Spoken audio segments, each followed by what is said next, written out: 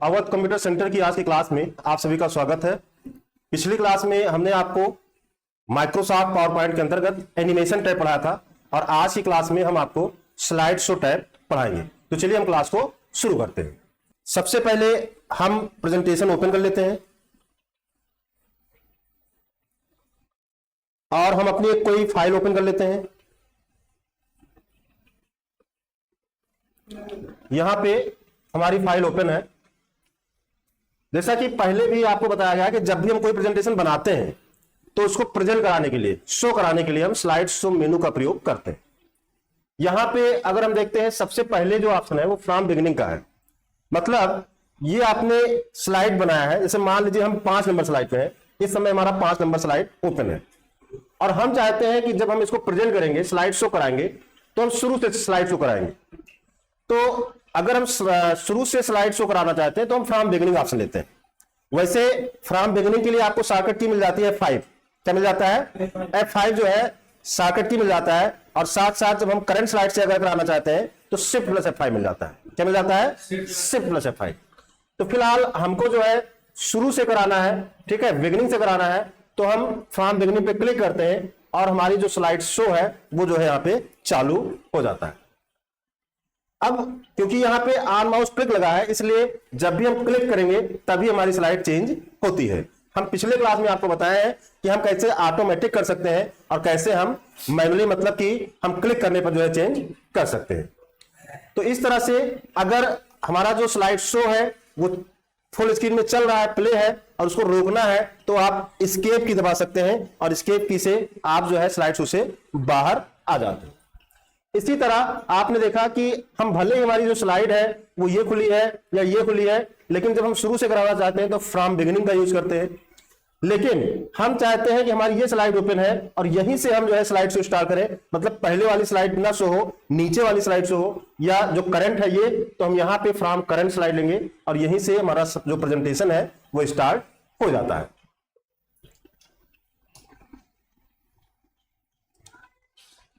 इसके बाद इसमें जो अगला ऑप्शन है वो है कस्टम स्लाइड शो का।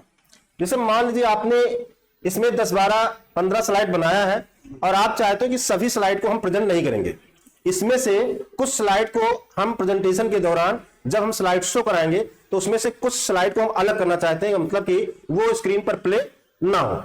तो इसके लिए हम क्या करेंगे, जिस स्लाइड को हमको नहीं प्रेजेंट कराना है उसको हम कस्टम स्लाइड शो में जाएंगे और कस्टम शो पे क्लिक करेंगे। अभी यहां पे ब्लैंक नजर आ रहा है, अभी यहां पे ब्लैंक है और हम न्यू पे क्लिक करेंगे तो इस तरह से आ जाएगा। यहां पे आप अपने कस्टम स्लाइड शो का नाम दे सकते हो। बाय डिफॉल्ट कस्टम शो 1 लिखा है, हम इसको चेंज कर सकते हैं, हम अपने हिसाब से कोई भी नाम दे सकते हैं। अब यहां पे कौन कौन सी स्लाइड को आपको प्रेजेंट कराना है, ठीक, अलग से जो है, मतलब एक अलग ग्रुप बना लेंगे हम। यहां पे हम स्लाइड का एक अलग ग्रुप बनाएंगे। तो मान लीजिए हम चाहते हैं कि ये जो पहली स्लाइड है ये आएगी, तो हम इसको ऐड कर लेंगे, यहां पे आ जाएगा। आप what is Microsoft power point इसको नहीं दिखाना चाहते तो इसको हटा दीजिए, आप ये वाली ले लीजिए, ऐड कर दीजिए। तो यहां पे 1 और 2 आ गया, मतलब ये वाली बीच वाली नहीं आएगी। इसी तरह हम स्लाइड लेआउट ले लेते हैं, यहां से ऐड कर देते हैं, ट्रांजिशन ले लेते हैं, ऐड कर देते हैं, एनिमेशन लेते हैं, ऐड कर लेते हैं। तो यहां पे अगर हम देखें तो टोटल 15 है, ठीक, और यहां पे हमने 5 लिया है। हम लास्ट स्लाइड एक यहां पे ले लेते हैं, ऐड कर देते हैं। तो इस तरह से यहां पे कस्टम स्लाइड शो बन जाएगा। कस्टम शो 1 के नाम से हम इसको चेंज करना चाहें तो चेंज कर सकते हैं। ओके कर देते हैं। अब यहां पे जो भी हमने कस्टम शो बनाया वो आ गया। इसी तरह एक से अधिक भी आप कस्टम जो है शो बना सकते हैं। अब अगर इसको आपको शो कराना है, ठीक है, वैसे अगर आप वहां से करोगे तो पूरा जो है आएगा। अब यहां पे कस्टम को आप शो कराइए, यहां पे आप क्लिक कर दीजिए शो, और अब जो जो आपने लिया है, पहला लिया है, ठीक, फिर आपने ये लिया था हिस्ट्री ऑफ जो है MS पावर पॉइंट, फिर ये, फिर ये, फिर ये, और फिर ये लास्ट स्लाइड। तो इस तरह से आप कस्टम स्लाइड शो बना सकते हैं यहां पे। और एस्केप की से हम क्या करेंगे, बाहर आ जाएंगे। तो हम पुनः कस्टम स्लाइड शो पे चलेंगे। अब यहां पे जो हमने कस्टम शो बनाया था, कस्टम शो 1 के नाम से यहां पे शो कर रहा है।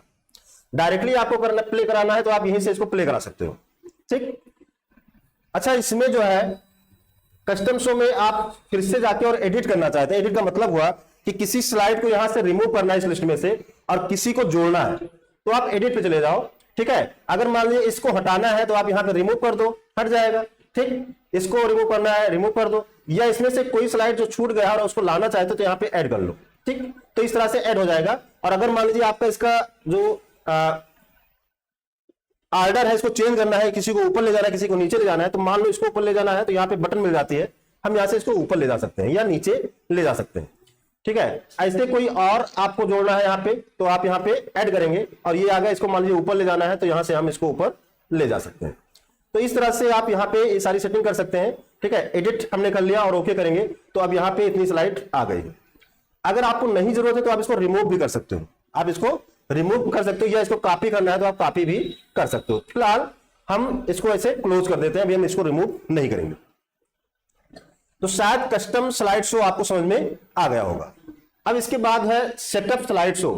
तो सेटअप स्लाइड शो पे हम क्लिक करते हैं तो यहां भी कई सारे ऑप्शन हमको मिलते हैं। Presented by a speaker full screen, तो अगर आप फुल स्क्रीन में इसको प्रेजेंट करना चाहते हैं तो आप ये रखेंगे, वैसे बाय डिफॉल्ट यही लगा ही है, हमारा जो प्रेजेंटेशन है पूरे स्क्रीन पे जो है प्रेजेंट होता है। लेकिन इसमें ऐसा ऑप्शन भी है कि आप चाहे तो यहाँ पे ऊपर टाइटल बार वगैरह रहेगा। ठीक, और वैसे भी आप इसको प्रेजेंट कर सकते हो, तो यहाँ पे हम इस पे टिक करते हैं। ठीक, और आप चाहते हो कि स्क्रॉल बार भी हो तो यहाँ पे टिक रखेंगे, अगर आप चाहते हो स्क्रॉल बार ना हो तो टिक हम नहीं रखेंगे। फिलहाल हम इसको ऐसे रखते हैं और ओके कर देते हैं। ठीक, अब जब हम इसका प्रेजेंटेशन कराएंगे तो आप देखेंगे कि यहाँ पे ऊपर हमारा टाइटल बार है। ठीक है, हमारा टाइटल बार है, नीचे हमारा टास्क बार है, और इधर हमको जो हमने दिखाया था स्क्रॉल बार, तो स्क्रॉल बार भी हमको यहाँ पे मिल जाता है। ठीक, हम नेक्स्ट करेंगे तो नेक्स्ट होगा, और ऊपर आप देखेंगे तो ये फुल स्क्रीन में नहीं है, ये विंडो में, किसमें है, विंडो में। तो इस तरह से जो है आप इसका यूज कर सकते हो। इसी तरह सेटअप स्लाइड शो पे चलते हैं, हम इसको ब्राउज एट ए कियोस्क, इसमें भी आपका फुल स्क्रीन में ही होगा, हम ओके कर देते हैं। ठीक है, हम फ्रॉम बिगिनिंग करते हैं और यहां भी आपको फुल स्क्रीन में ही मिलता है।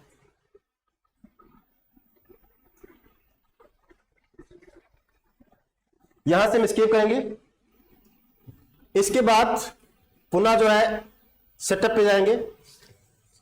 हम यहां पे अभी ये जो है डिजेबल है, हम यहां पे क्लिक करेंगे, फिर से ये इनेबल हो जाए। इसका क्या मतलब हुआ, अगर मान लीजिए आपके पास जो भी स्लाइड शो है, जितनी भी स्लाइड है, आप चाहते हो कि जब लास्ट स्लाइड पे हम पहुंच जाएं उसके बाद ये रुके ना, कंटिन्यूअस चलता रहे एक लूप में, फिर से पहला वाला स्टार्ट हो जाए। वैसे क्या होता है कि लास्ट स्लाइड पे हम पहुंचते हैं तो हम उससे बाहर जाते हैं, एस्केप की मतलब ब्लैंक स्क्रीन आ जाती है और बाहर होने का जो है ऑप्शन आ जाता है। आप चाहते हो कि ये कंटिन्यूअस चलता रहे तो आप यहां पे क्या ले सकते हैं, यहां पे लूप कंटिन्यूअस ले सकते हैं। तो होगा क्या कि हमारा जो स्लाइड शो है वो चलता रहेगा, मतलब आप लास्ट पे जाके फिर से आप पहले पे पहुंच जाएंगे। तो इस तरह से आप इसका यूज कर सकते हो। ओके करोगे और हम फिर से फ्रॉम बिगिनिंग करेंगे।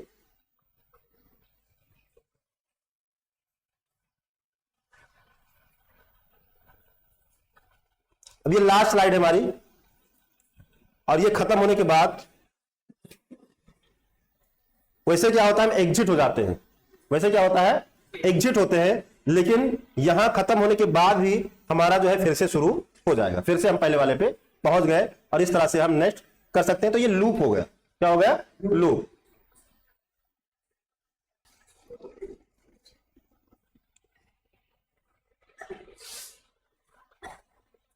शो विदाउट नरेशन, अगर आपने नरेशन यूज किया है तो आप नरेशन, अगर नहीं यूज करना चाहते तो आप इस पर टिक लगा सकते हैं। शो विदाउट एनिमेशन, अगर आपने एनिमेशन लगाया है और आप चाहते हो एनिमेशन ना है तो आप इसका यूज कर सकते हो।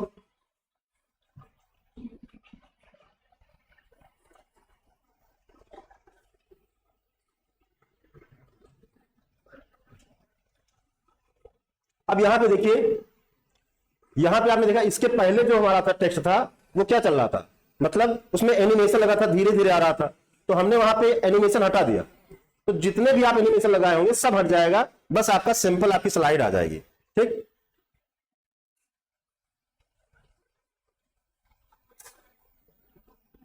इसके बाद अभी हमारा आएगा और आप देखेंगे इकट्ठा सारा आ जाएगा, ये देखिए।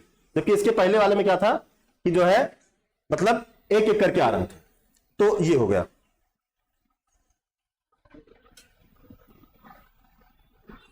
अगर आप यहां पे पेन का यूज करना चाहते हैं तो आप पेन का भी यूज कर सकते हैं, और पेन का कलर क्या होगा, आप कलर यहां से कोई भी ले सकते हैं।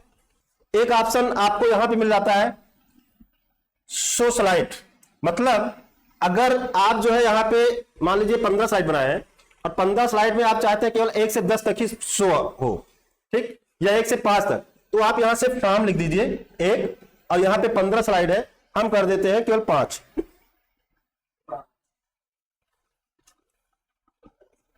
ओके कर देते हैं। और अब जो है पहली स्लाइड, दूसरी स्लाइड, तीसरी, चौथी, पांचवी और फिर पहली, तो इस तरह से आप जो है यहां पे यूज कर सकते हैं। इसके बाद इसमें एक ऑप्शन और है कस्टम स्लाइड शो। तो आप यहीं से, जैसे आप मान लीजिए 1 से अधिक कस्टम स्लाइड शो बनाए हैं, तो यहां पे आपको कस्टम स्लाइड शो मिल जाएगा। अगर आपने कस्टम स्लाइड शो नहीं बनाया तो यहां पे आपको कुछ नहीं मिलेगा। तो यहां वहां पे हमने कस्टम स्लाइड शो बनाया था, इसीलिए हमने उसको डिलीट नहीं किया था। तो यहां पे दिख रहा है, अब आप कस्टम स्लाइड शो कराना चाहते हैं तो यहां से ओके करिए, ठीक है। और अब जो है आपका कस्टम स्लाइड शो होगा, मतलब तो इस तरह से जो है आप यहाँ पे कस्टम स्लाइड शो करा सकते हैं। यहाँ पे हम ओके करते हैं और बिगिनिंग करेंगे, तो जो जो हमने कस्टम में ऐड किया होगा वही वही स्लाइड यहाँ पे प्रेजेंट होगी। तो आप यहाँ पे देख सकते हैं केवल वही वही स्लाइड प्रेजेंट होगी। देखो बस इतने पे ही ये एग्जिट हो गया। यहाँ पे एडवांस स्लाइड है, मैनुअली आप जो है इसको चेंज करना चाहते हैं या ऑटोमेटिक करना चाहते हैं, ये सारे ऑप्शन आपको यहाँ पे मिल जाते हैं।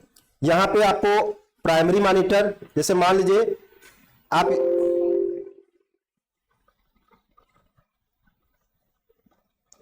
अगर आपके इसमें मल्टीपल मॉनिटर कनेक्ट है तो आप यहां से प्रेजेंटेटर व्यू जो है चालू कर सकते हैं, अगर इसमें 1 से अधिक मॉनिटर है तो, ठीक है। ये भी आपको इसमें कुछ नहीं करना है, ग्राफिक एक्सेलरेशन इसको आपको ऐसे रखना है। वैसे यहां से हम रेजोल्यूशन उसका जो है सेट कर सकते हैं, लेकिन इसको हमको ऐसे रखना है। इसके बाद जो है हम इसको कैंसिल करते हैं। अगला जो ऑप्शन है इसमें वो है रिकॉर्ड नरेशन, रिहर्स टाइमिंग और यूज रिहर्स टाइमिंग।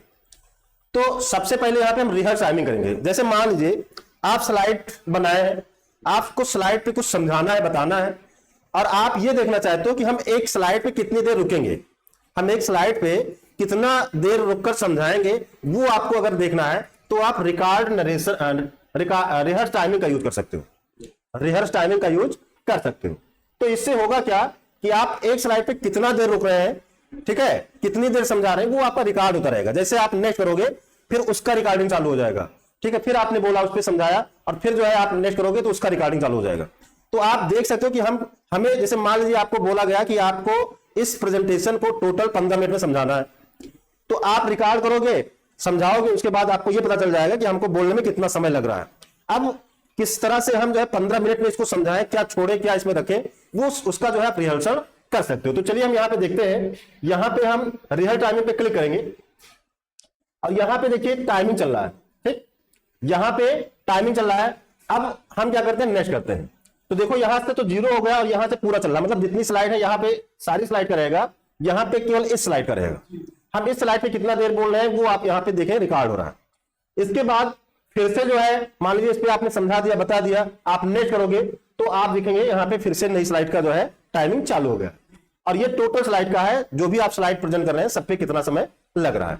हम फिर से जो है यहाँ पे थोड़ी देर रुककर और फिर से हम नेक्स्ट करेंगे। इस पे भी अगर हम देखें तो 5 सेकंड 6 सेकंड हो गया है। नेक्स्ट करते हैं, अगली स्लाइड आ जाती है। अब आपको इस पर जो भी बताना है, जो भी बोलना है, आप बोलेंगे, समझाएंगे, फिर नेक्स्ट करेंगे, ठीक है। ऐसे ऐसे करके आपको क्या करना है, हर एक स्लाइड पे लगा देना है। और यहाँ पे बताइए, यहाँ पे अगर आप देखें तो the total time for the slide show, ठीक है, 48 सेकंड में टोटल स्लाइड जो है प्रेजेंट हुई है।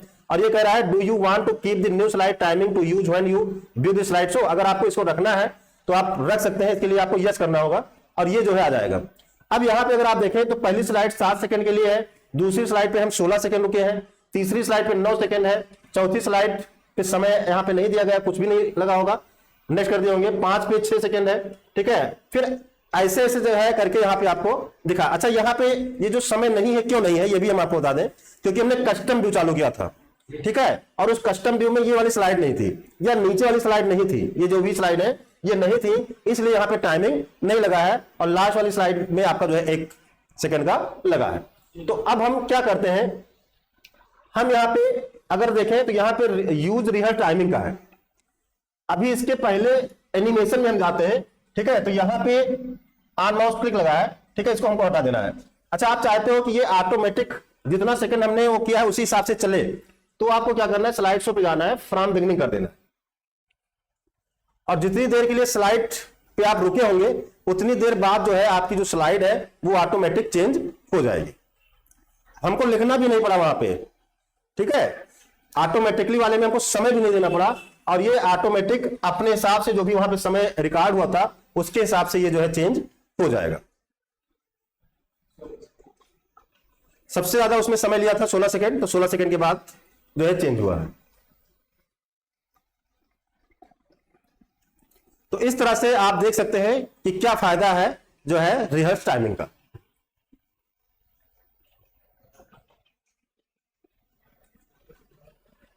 ये जो आप देख रहे हैं ये स्लाइड शो व्यू है, वो स्लाइड साल्टर व्यू है। ये जो आप देख रहे हैं ये स्लाइड साल्टर व्यू है, और अगर इसको आप फिर से पहले जैसा करना चाहते हैं तो नॉर्मल व्यू यहां से आप ले सकते हैं।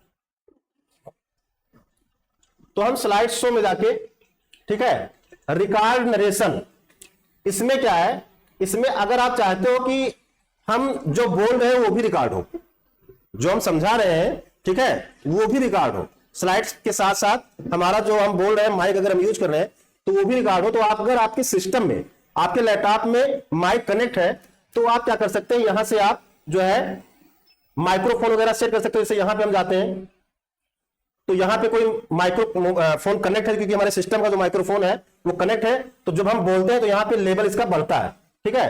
तो ये आप लगा के और यहां से आप इसको रिकॉर्ड भी कर सकते हो, आवाज भी आपकी रिकॉर्ड हो जाएगी। यूज रिहर्स टाइमिंग, अगर आप चाहते हो कि ये जो रिहर्स टाइमिंग है ये यूज ना हो तो आप ऐसे इसको हटा दीजिए और फिर से आप जो है स्लाइड शो कराएंगे, तो रिहर्स टाइमिंग का आपका कोई मतलब नहीं होगा। आप जब नेट करोगे तब ये जो है चेंज होगा, रिहर्स टाइमिंग का कोई मतलब नहीं रहेगा। तो ये हो गया। इसके बाद फिर से वही रेजोल्यूशन और वो जो आपको यहां पे बताया गया है वही चीज यहां पे फिर से है। आप कौन सा रेजोल्यूशन यूज करना चाहते हैं, वैसे जो करंट है उसको आपको रखना है, ठीक है। यूज प्रेजेंटेटर व्यू आप रखना चाहें तो यहां पे वही चीज बता रहा है, this feature is for use with more than one monitor.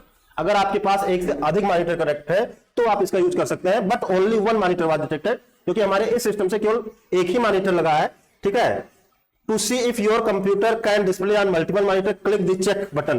तो चेक बटन करके आप देख सकते हैं कि एक से अधिक मॉनिटर लगा है या नहीं लगा है, या कैसे कनेक्ट करेंगे, ये सारी सेटिंग आप जो है यहां से देख सकते हैं। तो आज की क्लास में हमने आपको माइक्रोसॉफ्ट पावर पॉइंट के अंतर्गत स्लाइड शो मेनू के बारे में डिटेल्स में बताया है। आशा करते हैं क्लास समझ में आई होगी। अगली क्लास में हम आपको रिव्यू टैब और व्यू टैब के बारे में बताएंगे। तो मिलते हैं नई क्लास में, तब तक के लिए जय हिंद, जय भारत।